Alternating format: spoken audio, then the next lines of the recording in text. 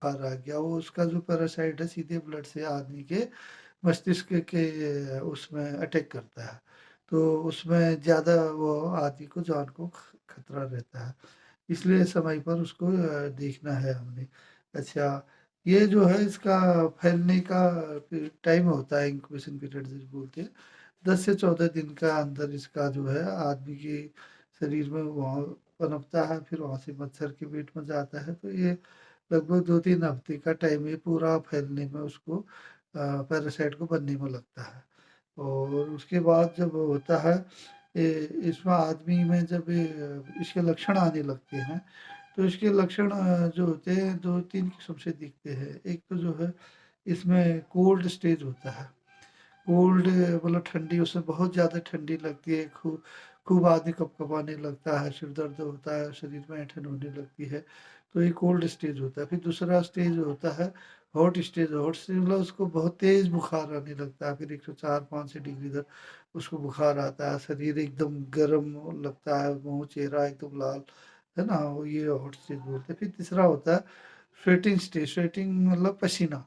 फिर उसको धीरे-धीरे जो है वो बुखार के कम होने लगता है और आदमी को खूब पसीना आने लगता है। ये 3 स्टेज रहते हैं। एक तो ये रहता है और दूसरा नॉर्मली ये मच्छर का जो बुखार है, हर तीसरे दिन ज़्यादा आता है और एक दिन बीच में कम रहेगा और पहले दिन है और तीसरे दिन ज़्यादा आता है और लगभग एक एक टाइम में ज़्यादा आता है। मतलब जैसे अक्सर दोपहर के बाद ये जो है बुखार तेज़ होता है हर तीसरे दिन।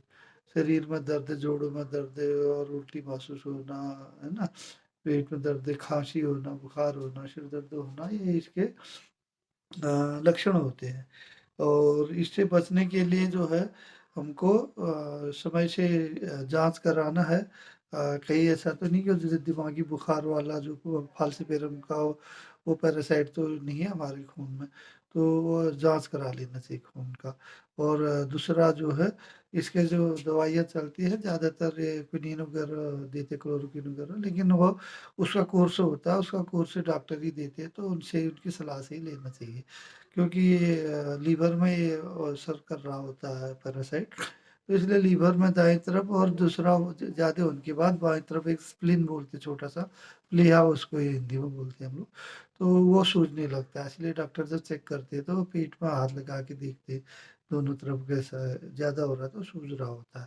तो डॉक्टर उसका आपको एडवाइस करेंगे कि भई आपने क्या-क्या करना है। लेकिन आपकी तरफ से बचाव करने के लिए इसमें क्या होता है, आपको बहुत बुखार आया, खूब पसीना आया तो आपको डिहाइड्रेशन होता है, शरीर में पानी की कमी होती है। तो इसीलिए आपको फ्लूइड पानी, दूध है, जूस है और दाल का पानी है, नींबू पानी, शिकंजी ये सब पीना चाहिए ताकि जो शरीर से हमारा पसीना और निकला है तो उसकी भरपाई हो। एक तो हमें फ्लूइड डाइट लेना चाहिए और दूसरा डॉक्टर जो एडवाइस करते हैं उस हिसाब से करना चाहिए। हल्का भोजन जो सॉफ्ट होता है जैसे खिचड़ी वगैरह इस टाइप का, एकदम सॉलिड ज़्यादा रोटी वगैरह उस टाइम थोड़ा-सा कम खाना चाहिए। उसके अलावा जो है मेन हमारा होता है कि बचाव।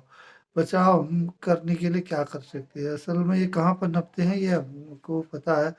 जहाँ पानी रुकता है, नाली में जहाँ पानी रुका है, जहाँ गड्ढा है, पानी बहुत दिनों तक रुका है, उसमें इसके लार्वा पैदा होते हैं, अंडे देते हैं तो।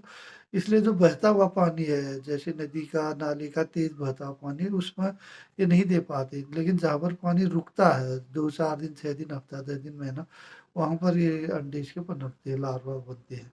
तो जैसे घरों में टूटे-फूटे कई साइकिल के टायर के बर्तन-वर्तन, जूता, चप्पल कुछ ऐसे वो पत्ते पेड़ों के ऐसे झड़े रहते हैं, वहाँ पर जो पानी गिरा रहता है, उसी में पानी ऐसे रुका रहता है, तो हफ्ता 10 दिन तक पानी तो उसमें वहाँ पर वो पनपते हैं। इसलिए घरों के आगे-पीछे हमें साफ-सफाई का ध्यान रखना चाहिए और ये टूटी-फूटी चीज़ें इसको ना हो, छत में आगे-पीछे हमें ध्यान देना है।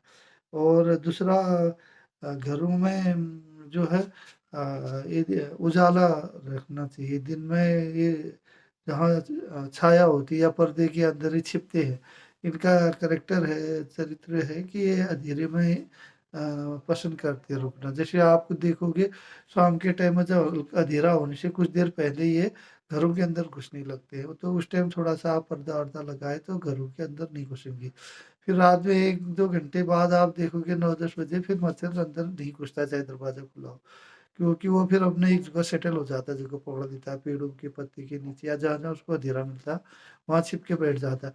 तो छिपने की प्रवृत्ति होने से तो घरों में जो ये दिन में जो है हमारे टेबल के नीचे पर्दे हैं, जहाँ ऐसा अँधेरा-सा रहता है चारपाई के नीचे, वहाँ छिपते हैं। और घरों में जैसे हम लोग अंदर गमले-वमले, फूल-फाल कुछ लोग लगाते, तो उनमें भी छिपे रहते।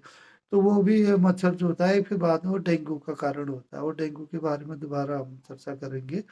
तो इसलिए इन चीज़ों में ध्यान देना है हमने, पानी-वानी इकट्ठा नहीं होने देना है, प अँधेरा नहीं होना है, शाम को दरवाज़े बंद करने हैं और शाम को जब हम बाहर घूमने को निकलते हैं तो हमारे हाथों में फुल स्लीव जो पूरे बाजू है, मतलब आजकल आधे कपड़े में ऐसे लोग घूमते हैं, मतलब बाजू खुले हैं, तो उस टाइम मच्छर काटते हैं, तो उससे हम बच जाएँगे स्लीव से का। और जहाँ पर जिन एरिया में लोगों के पास इतना अच्छा घरों में सुविधाएँ, व्यवस्थाएँ नहीं हैं, तो वो बाहर या ऐसे रहते हैं जहाँ पर खुला है, तो उनको मच्छरदानी का प्रयोग करना चाहिए। और साथ ही ये जो है मच्छर का इसका जो चलता है, ये ज़्यादा से ज़्यादा 1 किलोमीटर तक, उससे ज़्यादा रेंज इसका नहीं होता है। 1 किलोमीटर के अंदर-अंदर ही ये ट्रैवल करता है। तो इसलिए जो कहीं भी हमें वो होता है, मलेरिया होता है, तो उस 1 किलोमीटर के दायरे में वो लोगों को हो रहा होता है, उसी में इन्फेक्टेड होते हैं। इसीलिए डॉक्टर आप लोगों को पूछते हैं, भैया आप पिछले 10 दिन, 15 दिन पहले कहाँ थे?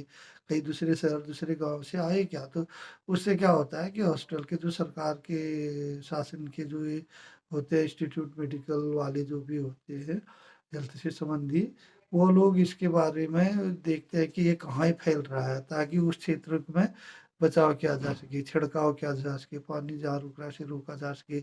शाम को जो है फॉगिंग मशीनों से जो धुआँ छोड़ते हैं, फॉगिंग किया जा सके, तो ये चीज़ की जा सकती है। तो ये अ, हमें अपने बच्चों को भी समझाना है कि शाम को खुले ऐसे आप बाजू में या वैसे न जाए बाहर। और दूसरा शाम को दरवाजे जिस टाइम ये मच्छर घुसते हैं उस टाइम थोड़ी देर के लिए पर्दे-वर्दे लगाएँ, अंदर नहीं आएँगे। और रात को जो है मच्छरदानी का प्रयोग करें। और अगर घरों में आपका ठीक से टाइट दरवाजे हैं, फैन-वैन है, नहीं है, तो कोई बात नहीं। लेकिन और जैसे कई ऑल आउट वगैरह भी इस्तेमाल करते हैं, ये चीज़ें भी ज़्यादा हो रही तो ये भी किए जा सकते हैं।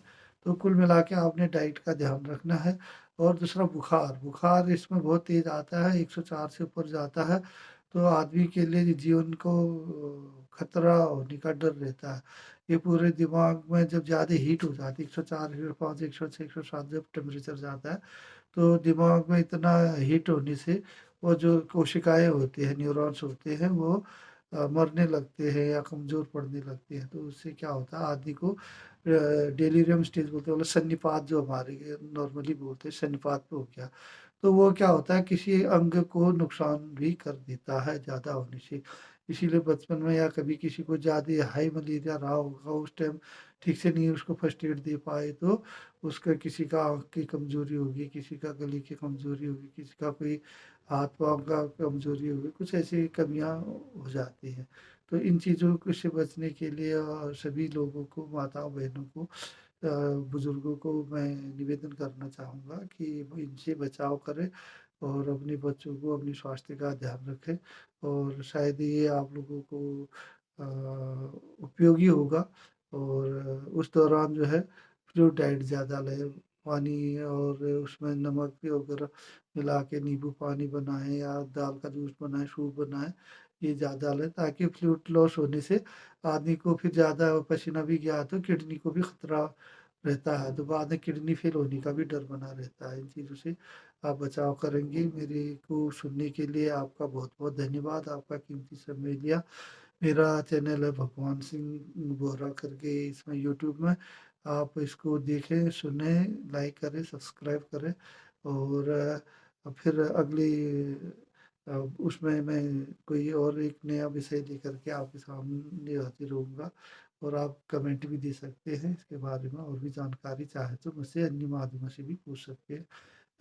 आपका दिन अच्छा रहे, शुभ रहे, स्वस्थ रहे, मस्त रहे। जय हिंद, जय भारत, नमस्कार।